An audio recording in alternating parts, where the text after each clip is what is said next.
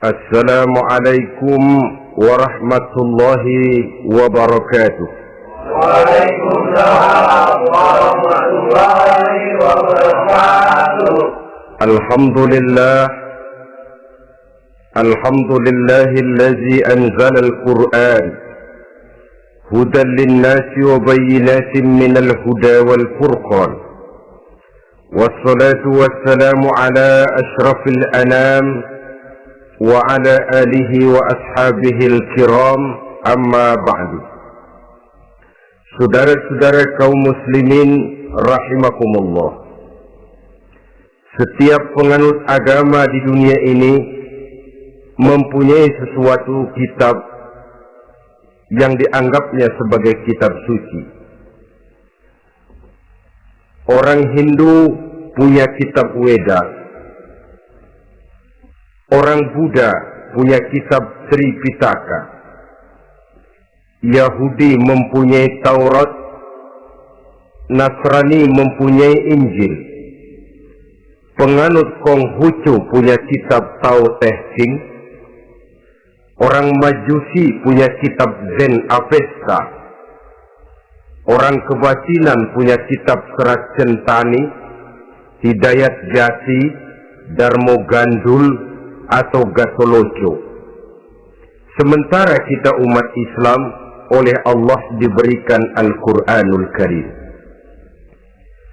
Mengapa kita yakini Quran ini sebagai kitab suci?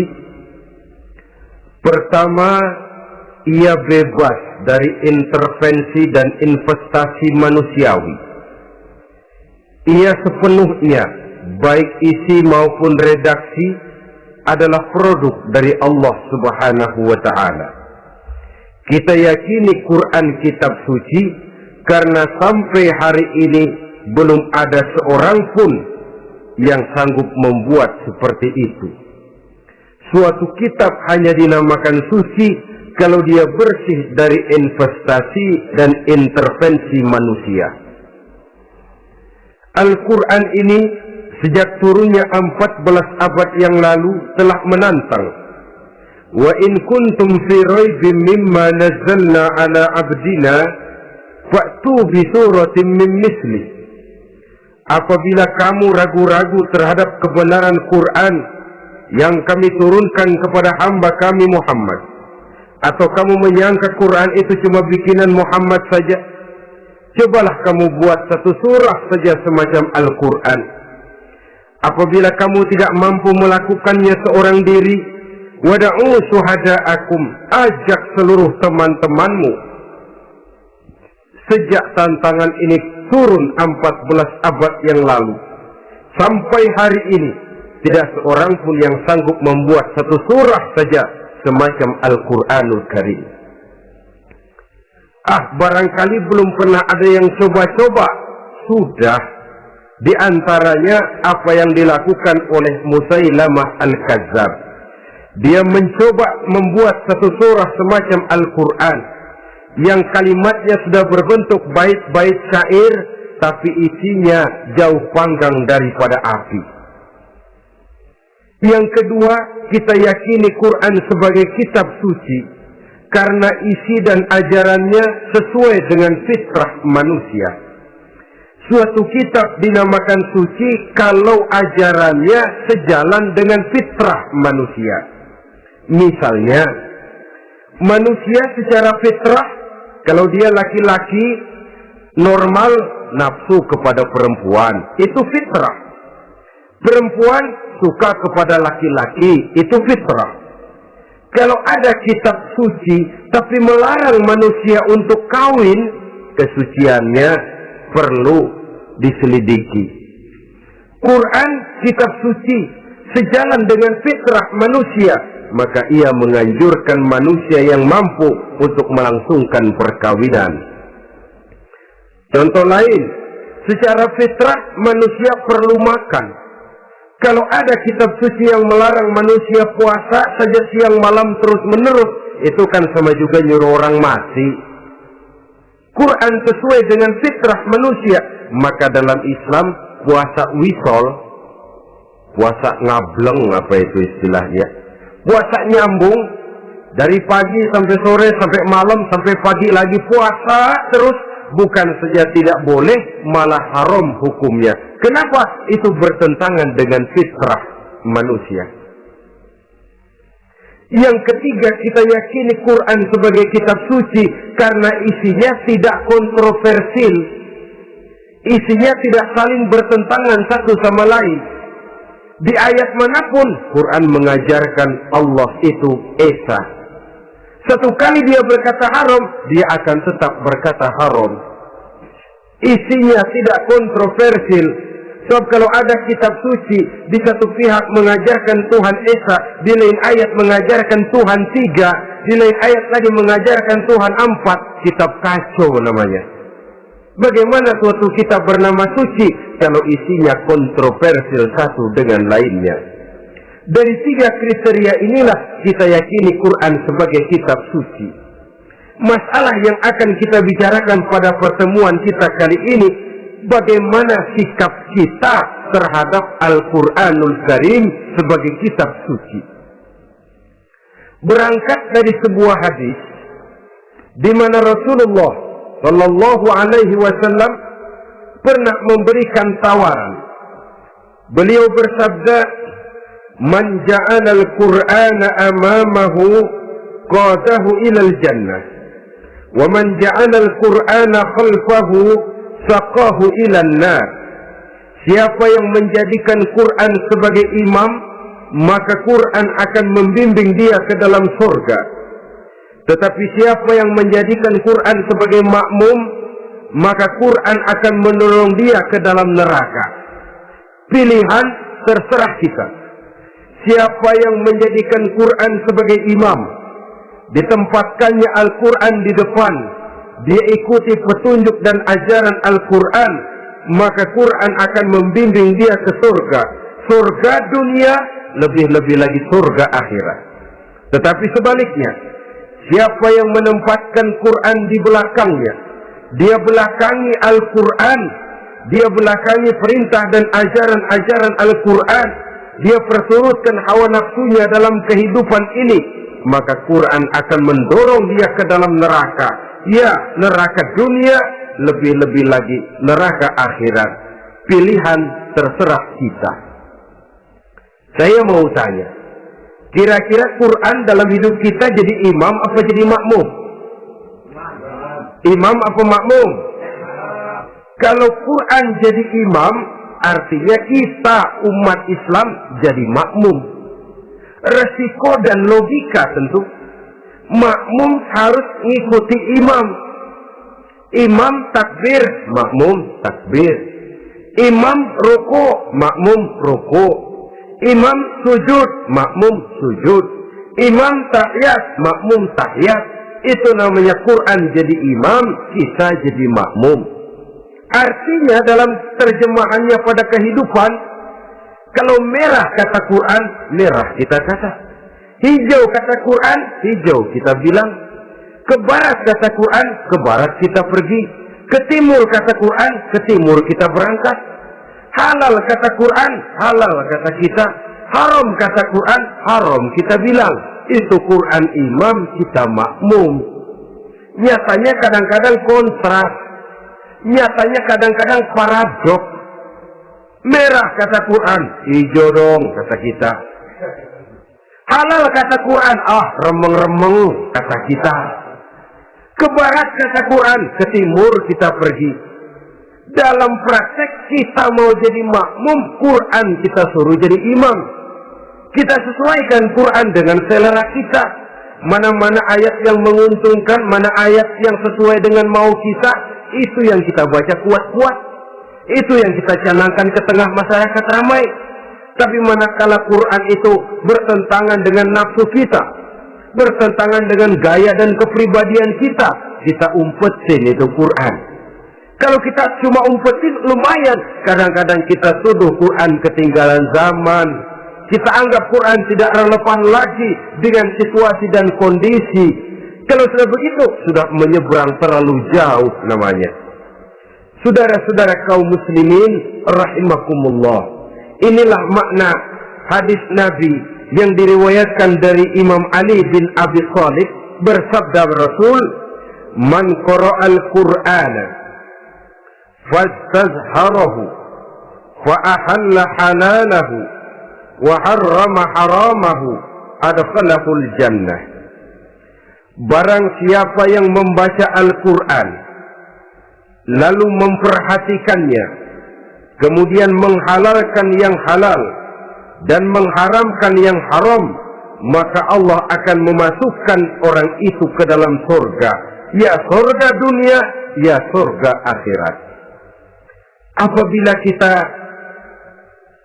renungi hadis ini, maka untuk berimam kepada Al-Quran ada 3 jalan utama yang harus kita laksanakan. Pertama, dari kalimat man qara'al Qur'an, barang siapa yang membaca Al-Quran. Ini artinya siapa yang ingin menjadikan Quran sebagai imam di dalam kehidupan, jalan pertama yang harus ditempuhnya menanamkan kegemaran membaca Al-Quranul Karim. Al-Quran gharibun fima baina qaumin la yaqra'una. Quran akan jadi asing, Quran akan jadi aneh kalau terletak di tengah rumah orang Islam yang tidak suka membaca Al-Quranul Karim. Jadi langkah pertama, tanamkan kegemaran membaca Al-Quran. Saya tidak menyalahkan kalau remaja kita gandrung kepada Stevie Wonder. Baik kalau mereka senang kepada suara emasnya Michael Jackson atau suaranya Madonna. Tapi kalau sampai harus mengalahkan kecintaan mereka kepada membaca Al-Quran, ini ironi. Sebagai orang tua, kalau anak-anak kita buta huruf Latin, katanya menghambat pembangunan. Bahkan pemerintah saja menggalakkan bebas 3B, buta aksara diantaranya, supaya rakyat bisa membaca huruf Latin. Kalau anak-anak kita buta huruf Latin, katanya menghambat pembangunan. Bagaimana kalau anak-anak kita buta huruf Quran? Jelas saja menghambat proses kesadaran dan kebangkitan dari dunia Islam itu sendiri. Sebagai contoh ringan, dulu sebelum pembangunan merata, listrik belum lagi masuk desa, kampung gelap, rumah pakai lampu minyak. Kalau kita masuk kampung, terasa banyak orang Islam. Kenapa? Di rumah sebelah sana kita dengar anak muda sedang latihan baca rawi, sebelah sini ibu-ibu sedang selawatan, di rumah sana remaja sedang baca Quran. Pembangunan maju, listrik masuk desa, alhamdulillah. Tapi apa yang kemudian terjadi? Proses pergeseran nilai. Setelah listrik masuk desa, radio main kenceng-kencengan, televisi main gede-gedean, baca Quran sudah barang aneh, langka. Tengok, sekarang kalau kita masuk kampung, ada yang remaja sedang baca Quran, rasanya kok aneh, nggak umum. Sesuatu yang baik malah menjadi nilai-nilai keanehan. Saudara-saudara kaum muslimin rahimakumullah, tanamkan kegemaran membaca. Dalam satu hadis Nabi pesan, nawiru buyutakum bitilawatil Quran, sinari rumah tanggamu dengan bacaan Quran. Sebab listrik ini cuma bisa menerangi gelap, tapi tidak akan sanggup menerangi hati manusia. Quran produk Allah dibaca dalam segala keadaan, tepat dan pantas. Lihat saja, orang sedih baca Quran, terhibur. Orang gembira baca Quran, tidak lupa diri. Di rumah mewah ada yang baca Quran, bagus.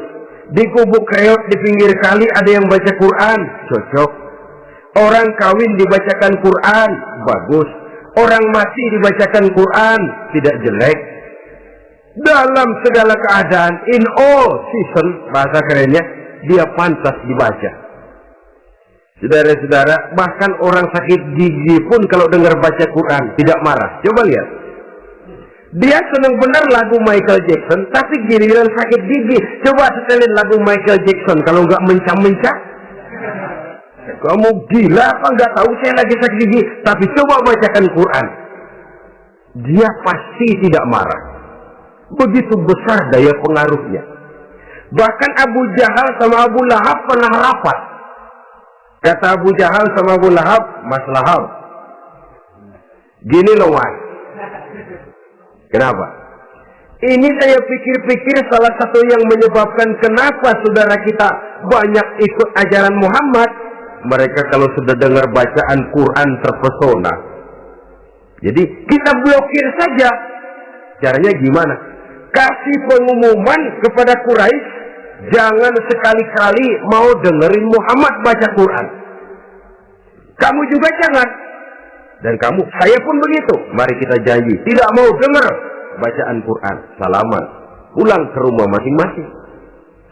Dapat 1 hari tahan, 2 hari bertahan, 3 hari, seminggu ke atas, Abu Jahal mulai ada semacam rindu, kangen, pengen dengar ayat Quran. Karena secara pribadi dia mengakui keindahan gaya bahasanya jauh lebih tinggi dari kemampuan penyair Quraisy. Isi ajarannya sangat dalam dan menyentuh segi-segi kehidupan manusia. Nggak tahan Abu Jahal, kayak dikin-dikin hatinya, keluar rumah mindik-mindik, umpet-ngumpet, ngempet di rumah Nabi, pengen dengar Nabi baca Quran. Rupanya Abu Lahab sama. Pikir Abu Jahal, Abu Lahab nggak bakalan keluar. Abu Lahab berpikir, Jahal pasti di rumah. Dua-duanya bareng berangkat ke rumah Nabi. Cuma yang satu dari sebelah barat, yang satu dari sebelah timur. Ngempet, ketemu di sudut, sama-sama kaget. Jahal, loh kamu Lahab? Iya, kamu ngapain? Lah kamu ngapain? Akhirnya sama-sama malu, sama-sama tidak bisa menahan diri, akhirnya sama-sama ngakuin. Bagaimanapun kita harus akui bahwa Al-Quran ini mengandung daya pesona yang sangat luar biasa. Itu dari segi bacaan, belum lagi dari segi ajaran, belum lagi dari segi isi. Tanamkan kegemaran membaca Al-Quran. Sampai-sampai Nabi katakan, Innal ladzi laisa fi jawfihi syai'un minal Quran kal baitil kharib. Orang yang dari tenggorokannya belum pernah keluar ayat Quran barang sepotong pun, belum pernah ngaji barang seayat pun, itu orang kata Nabi kal baitil kharib, kayak rumah kosong. Rumah kan kalau kosong biar bagus, mewah, besar, perabotannya lengkap. Kalau kosong, angker. Setan, kuntilanak, memedi, betah benar di situ. Saudara-saudara kaum muslimin rahimakumullah. Dalam satu percontohan Nabi mengatakan begini. Masalul mu'minil ladzi yaqra'ul Qur'an kamasalil utrujah. Rihuha thayyibun wa ta'muha thayyibun. Orang mukmin yang suka membaca Quran adalah ibarat buah utrujah. Baunya wangi, rasanya lezat. Kira-kira kalau di negeri kita buah apa utrujah itu? Semacam jeruk yang manis lah. Sudah baunya wangi, rasanya enak. Itu buah itu. Orang mukmin yang suka baca Quran kayak buah itu. Baunya wangi, rasanya enak. Artinya syiarnya hidup, isinya memang orang mukmin. Sebaliknya, wa masalul mu'minil ladzi la yaqra'ul Qur'an kamasalit tamrah la riha laha wa ta'muha hulwun. Orang mukmin yang tidak suka baca Quran kayak korma. Rasanya emang manis, cuman kagak ada baunya. Artinya apa? Siarnya kurang. Kalau orang belum tapi kenalkan kagak mau makan kurma. Kenapa? Nggak ada baunya. Daya tariknya kurang, walaupun rasanya enak. Kalau daya tariknya nggak ada, kan nggak ada iklannya, tidak ada siarnya.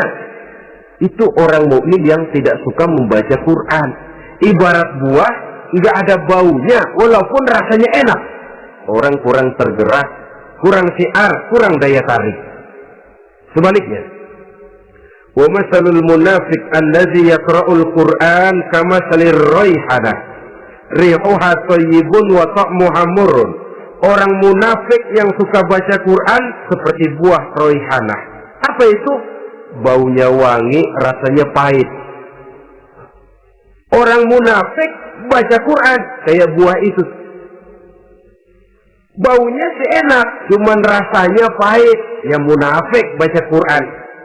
Syiarnya sih lumayan, daya tariknya hebat, isinya munafik.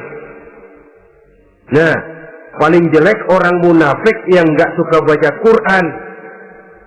Wa masalul munafiqil ladzi la yaqra'ul Qur'an kamasalil hanzalah laisa laha rihun wa ta'muha murrun. Orang munafik yang tidak suka baca Quran seperti buah hanzalah, sudah enggak ada baunya, rasanya pahit lagi. Kalau buah pacek kali. Udah baunya kagak ada, kalau dimakan bikin orang celeng. Saudara-saudara kaum muslimin rahimakumullah, tanamkan kegemaran membaca Al-Qur'an, karena membaca Al-Qur'an merupakan ibadah yang besar. Bahkan kata Nabi, afdalu ibadati abdi qiraatul Qur'an. Nilai ibadah yang paling baik dari hambaku adalah ibadah membaca Al-Qur'an. Dalam sholat pahalanya lebih besar di luar sholat daripada di luar sholat. Dengan wudu pahalanya lebih besar daripada tanpa wudu. Mengerti pahalanya lebih besar daripada tidak mengerti. Tapi tidak mengerti pun jangankan membaca, mendengar saja orang baca Quran dengan baik sudah didoakan untuk mendapat rahmat. Berpahala mendengar bacaan Al-Quran walaupun tidak mengerti. Apalagi membaca sendiri, apalagi mengerti apa yang kita baca, tentu pahala itu akan jauh lebih besar. Ini yang pertama, tanamkan kegemaran membaca Al-Quranul Karim. Yang kedua, dalam hadis tadi, fastazharuhu, man qara'al Qur'ana fastazharuhu. Siapa yang membaca Al-Quran kemudian memperhatikannya. Jadi kalau kita mau berimam kepada Al-Quran, setelah menanamkan kegemaran membaca, yang kedua, perhatikan, pahami isinya. Jangan seperti monyet pakai mahkota, ketawa girang, cengengesan, tapi dia tidak tahu arti kebesaran mahkota yang disandangnya.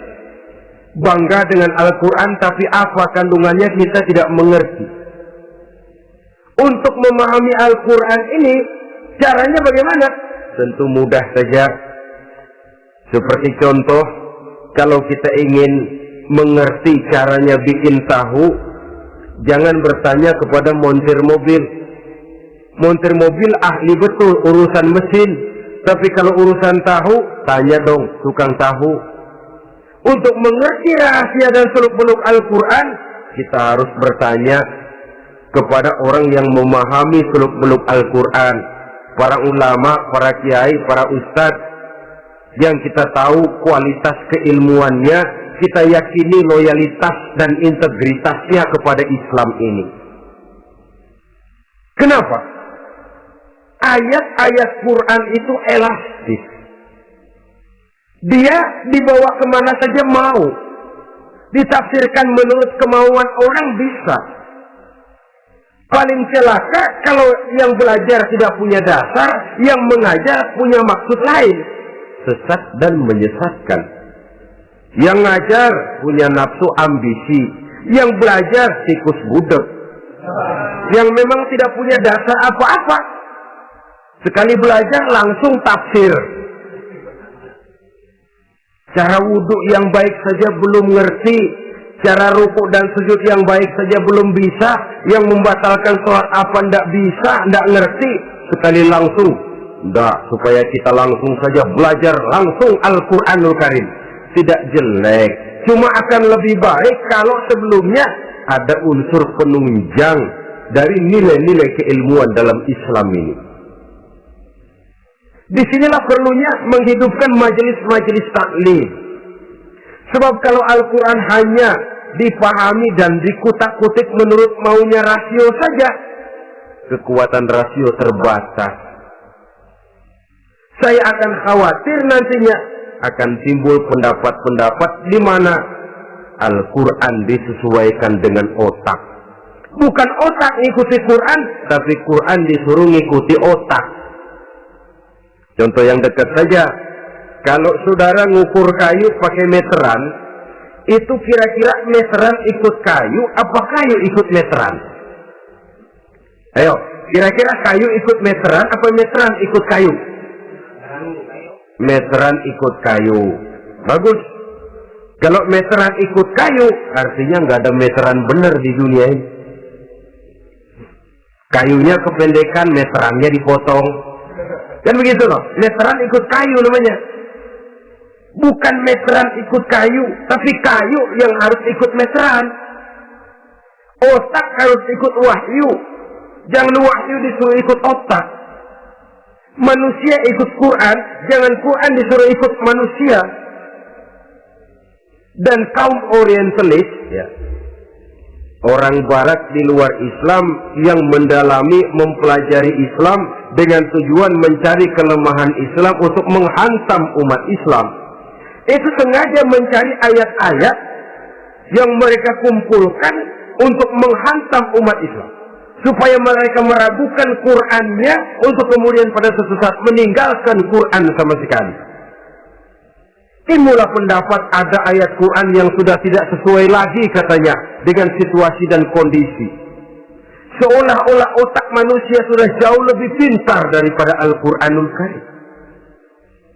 Saudara-saudara kaum muslimin rahimakumullah. Inilah yang kita berlindung dari Allah.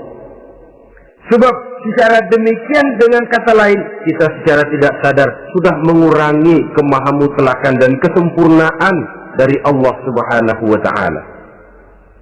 Untuk memahami Al-Quran, maka kita harus bertanya kepada ahlinya, mengaji, menghidupkan majelis-majelis taklim. Jangan sampai Al-Quran menjadi awam di tengah masyarakat Islam sendiri. Ini jalan yang kedua, memahami isinya. Sehingga dengan demikian, manakala Al-Quran dibacakan orang, pemikiran kita tidak lagi terpusat kepada kemerduan suara orang yang membaca, tapi tertuju kepada isi yang dikandungnya. Sehingga dalam kondisi semacam itu, boleh jadi tiap kali dibacakan Al-Quran, nilai iman makin tambah. Kita dengar orang baca, Alam tara kaifa fa'ala rabbuka bi ashabil fil. Terbayang oleh kita bagaimana Raja Abrahat dengan pasukannya mau menghancurkan Ka'bah. Bagi Allah cukup menurunkan burung ababil, hancur lebur Abrahat, raja besar dengan seluruh pasukan gajahnya, berantakan dibuatnya cuma dengan burung ababil. Allah maha besar, Allah maha kuasa. Tambah iman. Kalau tidak, ya seperti yang banyak terjadi. Quran menceritakan azab, kita malah kesenangan. Walakum azabun alim. Kamu akan mendapat azab yang pedih. Kita teriak di pojokan, toyib, toyib. Allah, alhamdulillah. Digambarkan azab malah baik-baik. Bahwa kita suka, kita gemar kepada bacaan Quran dengan suara yang merdu, alhamdulillah. Akan lebih baik lagi kalau kita mengerti apa yang dibacanya. Sebab perintah membaca tersirat makna perintah untuk memahami. Perintah memahami tersirat makna untuk mengamalkan. Dengan kata lain, kita hanya bisa mengamalkan Quran dengan baik kalau kita mengerti isinya. Kita hanya bisa mengerti isinya kalau kita rajin membacanya. Baik membaca yang tersirat, baik membaca yang tersurat dengan petunjuk para alim ulama, para kiai, dan orang-orang yang ahli di bidang itu. Saudara-saudara kaum muslimin rahimakumullah, inilah jalan kedua. Upayakan memahami isinya. Hidupkan kajian-kajian agama, hidupkan majelis-majelis taklim. Jangan sampai Al-Quran asing di hati kita sendiri. Jangan sampai kita awam terhadap makna kandungan dan ajaran Al-Quran, sementara kita yakini bahwa dialah yang akan bisa membimbing kita menuju kebahagiaan sejak dari dunia sampai ke akhirat nanti. Jalan ketiga untuk berimam kepada Al-Quran, setelah menanamkan kegemaran membaca, lalu berupaya memahami isinya, yang ketiga adalah mengamalkannya dalam kehidupan sesuai dengan kemampuan yang kita miliki. Quran tidak akan membawa berkah Kalau ajaran yang terkandung di dalamnya kita baca, tapi kemudian kita injak-injak dalam praktek kehidupan. Quran mengatakan riba haram, tapi praktek kita dalam hidup malah senang betul kepada riba. Quran mengajarkan jagalah kesatuan persatuan dan ukhuwah Islamiyah. Praktek yang kita lakukan malah centang perenang, malah saling bertolak belakang, malah kadang menjegal kawan seiring, menggunting dalam lipatan, ramai kita dengan kita. Lalu kelemahan pun menjadi kenyataan di mana-mana. Quran sekali lagi tidak akan membawa berkah kalau yang kita baca kita injak-injak. Tentang pengamalan Al-Quran ini, Allah Subhanahu wa ta'ala mengklasifikasi manusia dalam firman-Nya, "Tsumma awrasna al-kitaba allazina istafaina min ibadina." Kemudian kami wariskan Al-Quran ini kepada hamba-hamba kami yang kami pilih. Ya Allah, coba saja kita lihat ayat ini. Quran kitab pilihan, diberikan kepada umat pilihan, yaitu kita-kita ini. Lalu bagaimana umat pilihan ini setelah menerima Al-Quran? Terbagi dalam 3 kelompok besar. Pertama, kata Allah, "Faminhum zalimun li nafsihi." Di antara mereka ada yang setelah menerima Al-Quran kemudian zalim kepada dirinya sendiri. Artinya hanya mulutnya saja yang menerima Al-Quran, tapi perbuatannya menginjak-injak Al-Quran. Orang semacam ini tidak zalim kepada Allah, tidak zalim kepada Rasulullah, tetapi orang semacam ini zalim kepada dirinya sendiri. Dia terima Quran dengan mulutnya, tapi dia injak-injak Quran dengan perbuatannya. Na'udzubillah summa na'udzubillah. Kelompok yang kedua, faminhum muqtasid. Di antara mereka ada yang setelah menerima Al-Quran lalu muqtasid. Muqtasid ini 50-50, ngambil jalan tengah. Ajaran Quran dipakai, ajaran setan dikerjain. Artinya juga perintah Quran oke, larangan Quran ho-oh. Saudara-saudara, malaikat bingung bagaimana monternya nih anak ini. Perintah Quran dikerjain, larangan Quran juga dikerjain. Ini muqtasid. Nah, yang ideal adalah golongan yang ketiga, kata Allah, wa minhum sabiqun bil khairati biiznillah. Di antara mereka ada lagi yang setelah menerima Al-Quran lalu berlomba-lomba melaksanakannya, berlomba-lomba mengamalkan kebaikan, dan itu hanya bisa terjadi biiznillah, dengan izin dari Allah. Hidayah, saudara-saudara. Berapa banyak orang yang mengerti Quran tapi hidupnya jauh dari cahaya Quran. Berapa banyak orang yang ahli Quran tapi cahaya Quran tidak menerangi kehidupannya. Berapa banyak orang yang ahli hukum tapi bikin bingung masyarakat dengan fatwanya. Saudara-saudara kaum muslimin, kenapa bisa terjadi? Itu tidak ada hidayah, tidak biiznillah, tidak ada izin dari Allah. Maka bisa membaca Quran, alhamdulillah.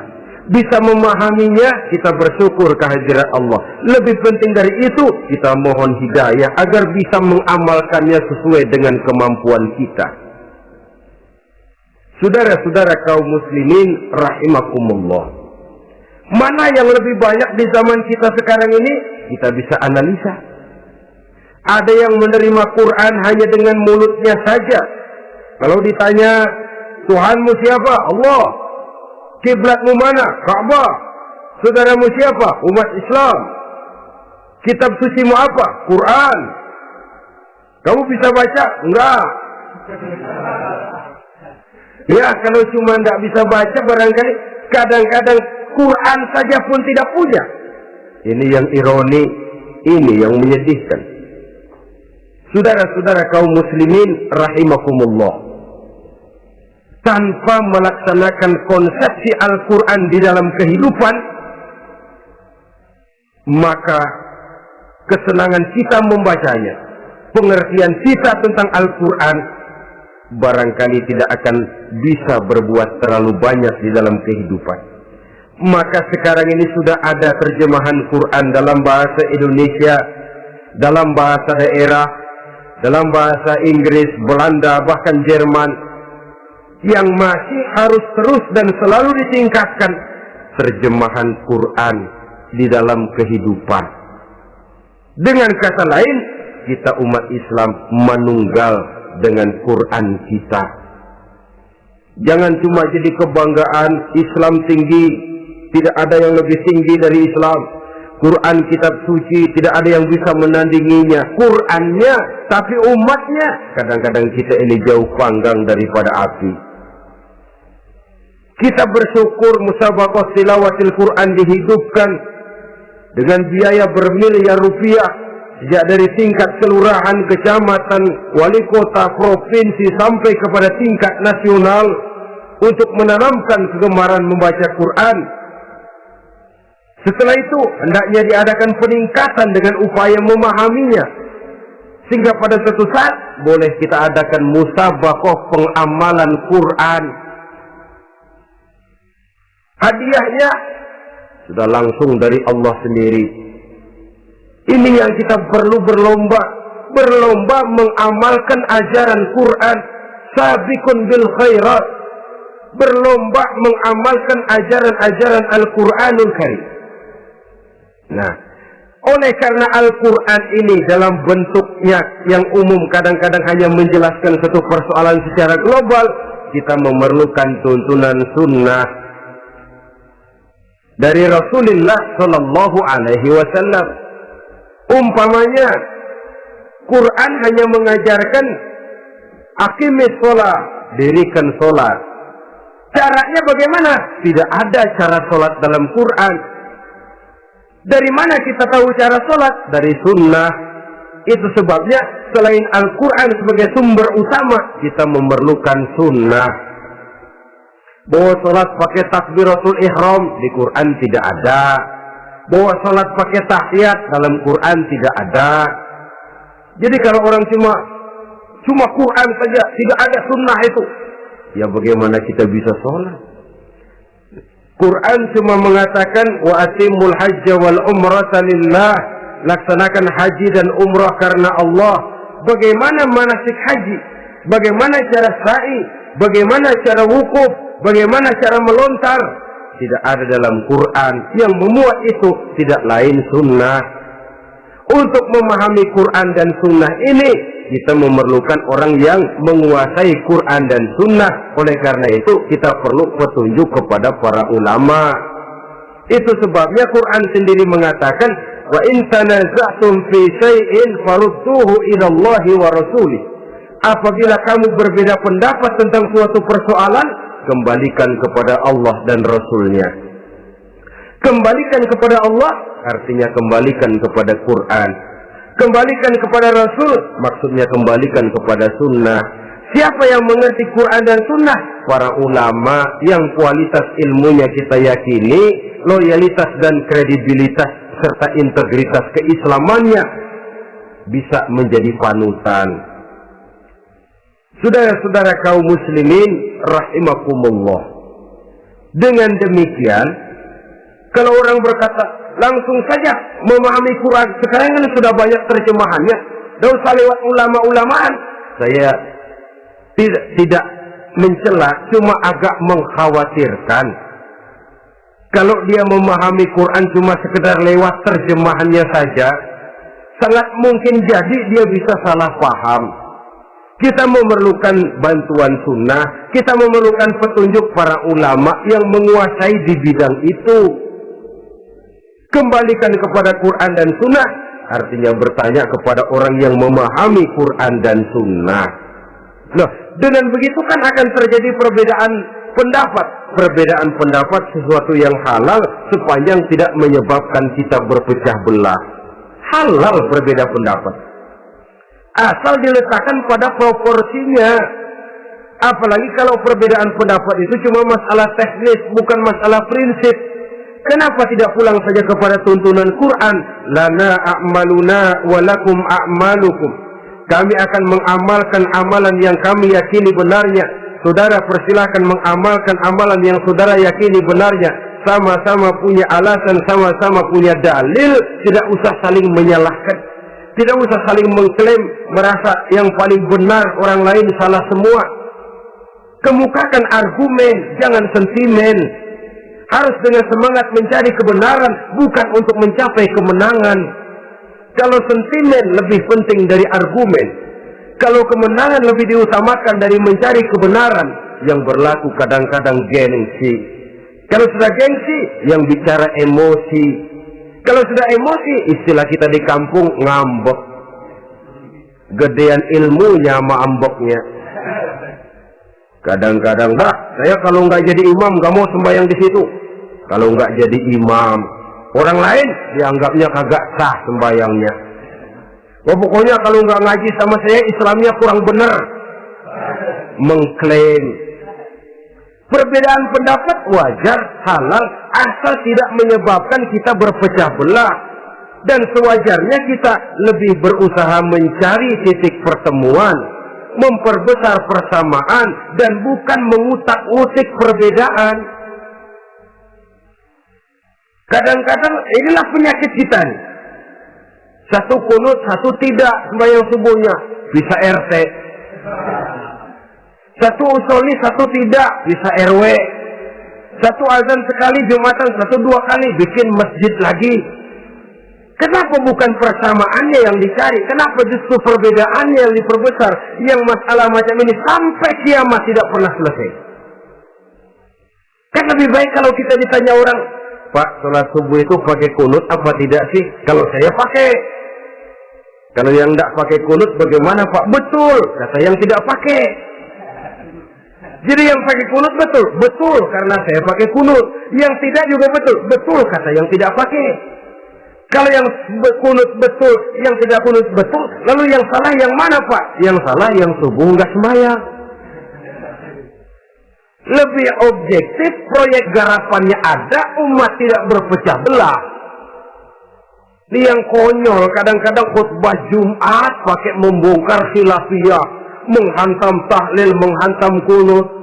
Selesai sembahyang Jumat, apa yang terjadi? Umat resah, masyarakat gelisah, polemik timbul, masalah tidak terselesaikan. Orang jadi khotib itu raja dalam mimbar Jumat, siapa yang mau bantah dia? Kalau memang mau buka itu persoalan khilafiyah, buka dalam forum khusus. Adakan pengajian, jelaskan masalahnya secara luas, mendasar. Jangan mengklaim dan memponis. Berikan kebebasan kepada umat untuk menilai. Masalahnya selesai, yang tidak puas bisa bertanya. Saudara-saudara, sudah lewat masanya kita meributkan soal itu. Sudah datang waktunya di mana kita lebih mementingkan dan membicarakan masalah-masalah yang lebih mendesak dihadapi oleh umat. Kemiskinan misalnya, kebodohan misalnya, keterbelakangan umpamanya, peluang untuk mendapatkan pendidikan yang layak bagi anak-anak kita yang berotak cerdas tapi tidak punya kemampuan ekonomi umpamanya.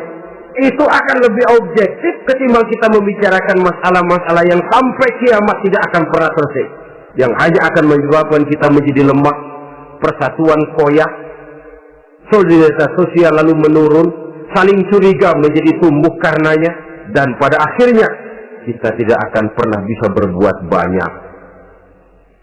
Untung kalau tidak menjadi tertawaan bagi orang yang berdiri di luar pagar. Saudara-saudara kaum muslimin rahimakumullah. Sekali lagi, Al-Quran tidak akan membawa berkah kalau yang kita baca kita injak-injak. Oleh karenanya, untuk berimam kepada Quran ini, sekali lagi pertama, tanamkan kegemaran membaca. Yang kedua, upayakan memahami isinya melalui bimbingan orang yang ahli bidang itu. Yang ketiga, amalkan sesuai dengan kemampuan. Sebab itu ada prinsip, kalau isi suatu hadis nampaknya bertentangan dengan otak, kesohihan hadis itu boleh diperiksa. Tapi kalau ayat Quran nampaknya bertentangan dengan otak, otaknya yang harus diperiksa. Jangan Qur'annya lalu disesuaikan dengan otak. Sebab kalau kita sudah berani berteori, ada ayat Quran yang tidak sesuai dengan keadaan. Ayat yang mana? Yang ini. Tahun depan tambah lagi. Tahun depan tambah lagi. Makin lama makin habis Al-Quran itu. Yang perlu diperbarui cara kita memahami Quran. Bukan dengan mengemukakan teori ayat Quran kehilangan relevansi. Cara kita memahami barangkali yang kurang relevan. Dalam situasi, dalam konteksnya dengan situasi dan kondisi. Jangan lupa, Al-Quran ini kan untuk semua umur. Dia bisa dipahami secara filosofis, dia bisa dipahami dengan kacamata orang awam. Tingkat kemampuan berpikir orang tidak semuanya sama.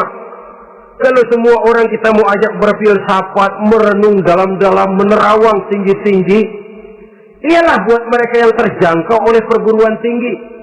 Tapi buat saudara-saudara kita, pedagang-pedagang kecil, petani di desa-desa terpencil, remaja-remaja yang jauh dari sentuhan teknologi canggih, sanggupkah mereka berpikir filosofis? Sementara mereka merupakan bagian terbesar dari kondisi umat ini. Saudara-saudara kaum muslimin, oleh karenanya ditentang membaca, memahami dan mengamalkan. Rasulullah Sallallahu Alaihi Wasallam pernah memberikan sugesti. Beliau bersabda, "In aradtum aisha su'ada," apabila kamu menginginkan kehidupan yang bahagia, hidup seperti hidupnya orang-orang yang bahagia, dan tentu ini keinginan kita semua. Wa mautas syuhada, dan menginginkan mati sebagai matinya para syuhada, para pahlawan pembela agama, orang yang mati syahid. Wah, ini sudah tidak duanya ini. Hidup mulia, mati syahid, dapat dua-duanya. Wan najata yaumal hasri, dan ingin mendapat keselamatan pada hari hasyar, hari pengumpulan manusia di padang mahsyar.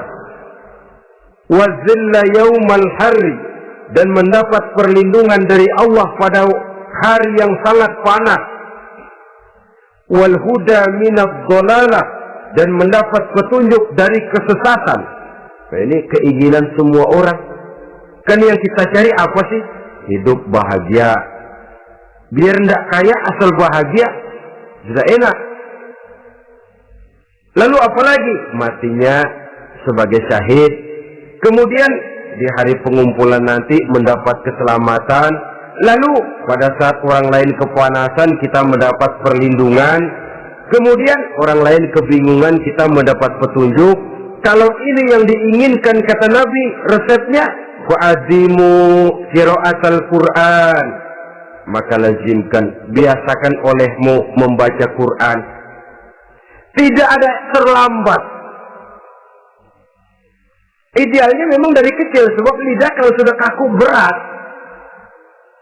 Disuruh baca innallaha laghaniyun hamid, lidahnya berat. Innallaha lampuniyun hamid, lampuniyun. Laghaniyun jadi lampuniyun. Lidah itu kalau sudah berat ya memang berat. Disuruh baca ya bani Israel, lidahnya berat. Ya bini Siroil, jadi ya bini Siroil. Saudara-saudara, idealnya memang dibiasakan dari kecil supaya lidah itu ringan. Kalau tidak ada istilah terlambat. Saya malu Pak, belajar alif-alifan udah gede. Ya jangan alif-alifan, alif beneran. Alif-alifan kapan bisa ya? Alif beneran yang dipelajari. Tidak ada istilah terlambat, tidak ada istilah malu untuk belajar Al-Quran ini. Saudara-saudara kaum muslimin rahimakumullah, ini sugesti untuk menanamkan kegemaran membaca. Lalu sugesti untuk memahaminya, tentu banyak ayat, banyak hadis. Mengapa tidak di antara kamu sekelompok orang yang berangkat untuk memperdalam, memahami agama? Falaula nafara min kulli firqatin minhum ta'ifatun liyatafaqahu fid din. Di tengah kelompok orang yang berangkat belajar teknologi canggih, di tengah grup orang yang mendalami ekonomi, di tengah kelompok orang yang membidangi hukum, di tengah kelompok orang yang sibuk meneliti ilmu-ilmu kedokteran, mengapa tidak ada kelompok orang yang secara takhasus liyatafaqahu fid din, mendalami agama, mendalami Quran ini harus ada. Lalu sugesti untuk mengamalkan Al-Quran kelihatan dari peringatan Allah yang kita bisa temukan pada surah Thaha ayat 124 sampai dengan 127. Wa man a'rada an zikri, barang siapa yang berpaling dari peringatanku, kata Allah, barang siapa yang berpaling dari Al-Quran ini, dia terima Al-Quran, dia imani Quran, tapi dia berpaling dari ajarannya, dia injak-injak apa yang seharusnya dia amalkan, dia perturutkan hawa nafsunya, maka kata Allah, fa inna lahu ma'isyatan dhanka, dia akan diberikan satu penghidupan yang sempit. Inna lillahi wa inna ilaihi raji'un. Diberikan hidup yang sempit. Kalau hidup sudah terasa sempit, bagaimanapun luasnya rumah, sempit. Kalau hidup sudah terasa sempit, bagaimanapun banyaknya harta, sumpek. Kalau sudah hidup ini terasa sempit, bagaimanapun luasnya pergaulan, tidak ada tempat kita bertanya, melarikan persoalan, membagi rasa. Siapa yang berpaling dari Quran, dia akan diberikan penghidupan yang sempit. Bukan dagangnya tidak untung, bukan kerjanya tidak digaji, tapi kesempitan hati lebih bahaya loh dari kesempitan ekonomi. Itu di dunia. Di akhirat, wa nahsyuruhu yaumal qiyamati a'ma. Di akhirat nanti dia akan dikumpulkan oleh Allah dalam keadaan buta. Ya Allah, ya Rasul. Padahal ke akhirat kita baru tumben. Sekali ke akhirat buta. Masya Allah. Di tempat kita lahir saja, kalau tadinya kita melihat, tahu-tahu menjadi buta, kita bingung. Padahal jalan sudah pernah kita lihat, arah sudah pernah kita tahu. Bagaimana di padang mahsyar nanti? Kemana jalan yang akan ditempuh? Kepada siapa kita hendak bertanya? Mana teman, mana istri, mana anak? Buta pula kita. Satu kesengsaraan yang merupakan puncak kesengsaraan. Dikala itu orang yang semacam tadi protes, Rabbi, lima hasyartani a'ma wa qad kuntu basira.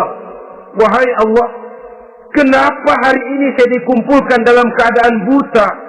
Padahal ketika di dunia dulu saya melihat, saya menyaksikan gunung yang menjulang tinggi ke angkasa, saya melihat lautan yang luas terhampar biru membentang, saya saksikan tanah sawah luas menguning, saya saksikan keindahan alam. Di dunia saya melihat Allah. Kenapa sekarang saya dikumpulkan dalam keadaan begini? Protes dia, tidak terima dia. Allah jawab, kadzalika atatka ayatuna fanasitaha. Kata Allah, begitulah memang. Dahulunya waktu di dunia telah datang ayat-ayat kami kepadamu, telah turun Al-Quran, telah datang agama, fanasitaha, tapi kamu lupakan dia, kamu lupakan Quran, kamu lupakan Islam. Datang ayat, turun Quran, turun agama, kamu belaga pilon, kamu belaga enggak tahu. Wa kadzalikal yauma tunsa, maka hari ini pun begitulah kamu dilupakan. Sebagaimana dulu waktu di dunia, kamu telah melupakan ayat-ayatku, melupakan kitabku, melupakan ajaran-ajaranku. Hari ini kamu pun dilupakan. Seolah-olah Tuhan cuma nggak bilang, mereka protes, Tuhan, kenapa saya buta padahal di dunia saya ngelihat? Kata Tuhan, kalau bahasa kita, lu rasain. Lu sih, kenapa dulu di dunia? Pura-pura nggak lihat. Kenapa waktu di dunia? Pura-pura nggak tahu. Kenapa waktu di dunia? Kamu lupakan Quran. Maka hari ini pun engkau kami lupakan. Wa kadzalika al-yawma tunsa. Wa kadzalika najzi man asrafa ولم يؤمن بآيات ربه والعذاب الآخرة أشد وأبقى. Demikianlah kami membalas orang yang berlebih-lebihan, orang yang melampaui batas dan tidak mau beriman kepada ayat-ayat Tuhannya, dan sungguh siksa akhirat itu lebih dahsyat dan lebih kekal. Siksa dunia mungkin kelaparan, kekurangan ekonomi, kekurangan pakaian, tapi berapa hari paling lama seumur manusia? 70 tahun umur kita, ya paling lama begitulah. Tapi siksa akhirat, kesengsaraan akhirat, kesengsaraan neraka, asyaddu wa abqa, lebih dahsyat dan lebih kekal. Di zaman sekarang orang bukan cuma berbuat potong kompas, berpikir pun potong kompas, berpikir pun ngambil jalan pintas. Dia lebih memilih kesenangan yang sedikit dengan mengorbankan kesenangan yang abadi. Dia mengejar surga yang sebentar dengan menghancurkan surga yang kekal. Dicarinya surga dunia, hidup cukup, rumah bagus, makan bagus, pakaian bagus, istri bagus, dengan menghalalkan segala macam cara, berpaling daripada kehidupan agama, lalu menginjak-injak Al-Quranul Karim.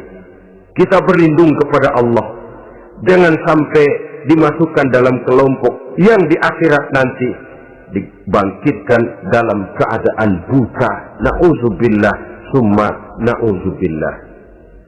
Di sini kita terkesan dengan apa yang dikatakan Sayyid Muhammad Abduh, al-Islam mahjubun bil muslimin.